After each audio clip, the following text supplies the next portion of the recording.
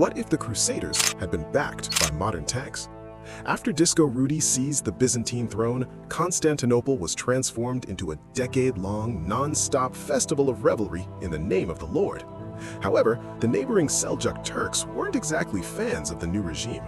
When the enemy finally closed in on the capital, Disco Rudy sent an urgent dispatch to Clermont, addressed to Pope Urban II.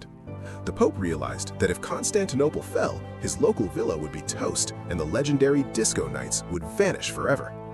Urban immediately convened a sacred council, promising full absolution to anyone who joined the cause. The crowd erupted with a deafening cry of "Deus lo volt!" The first to charge into the fray was a ragtag bunch of peasants led by Grandpa Tony on his iron horse. In reality, it was a total disaster. Lacking funds and supplies, they spent their journey looting European cities. On the bright side, the old man managed to pick up a wife in one of them. By the time they reached Asia Minor, the Turkish cavalry practically wiped them out in their very first encounter. Only Grandpa Tony survived, single-handedly fending off the Turks for days. Fortunately, Hans and his knights arrived just in time. They struck from the rear, opening a second front and driving the enemy back. Together, they fought their way toward the Byzantine capital. By the spring of 1097, they reached the walls of the city.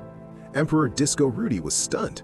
He had asked for a few mercenaries, but instead, an army of 60,000 showed up, led by 2 tank commanders. He forced them to swear an oath of fealty before allowing them to cross the Bosphorus. Between 1097 and 1099, Rudy's armored host swept through the region, capturing one city after another: Nicaea, Dorylaeum, and even Antioch. Finally, in June 1099, the army stood before the gates of Jerusalem. Subscribe now. The adventures of Disco Rudy continue.